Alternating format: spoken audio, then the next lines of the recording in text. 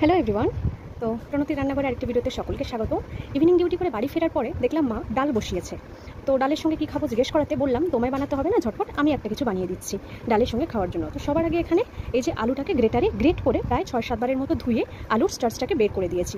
তারপরে এই যে কুচো কুচো করে পেঁয়াজ দিয়েছি এর মধ্যে, দিয়ে সমস্তটা এর মধ্যে আরও কিছু ইনগ্রিডিয়েন্টস অ্যাড করবো, চলুন দেখে নিই। বেশ কিছুটা কালো জিরে দিয়ে দিলাম, পরিমাণ মতো লবণ দেব, লঙ্কার গুঁড়ো, যেহেতু আমি কাঁচা লঙ্কা ইউজ করিনি একটু বেশি করেই ঝালটা দেব সামান্য একটু হলুদ গুঁড়ো। এবারে এই সমস্তটা হাত দিয়ে খুব ভালো করে মেখে নেব আলু আর পেঁয়াজের সাথে।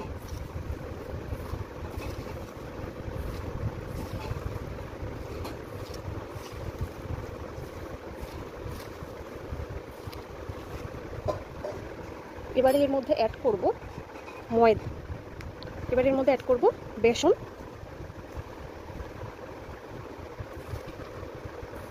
বেসনটা দিয়েও খুব ভালো করে মাখবো। আলাদা করে কোনো জল ইউজ করব না, তার কারণ হচ্ছে আলুর মধ্যে যথেষ্ট পরিমাণে জল রয়েছে, মানে জল বেরোবে আর কি, সেই জন্য।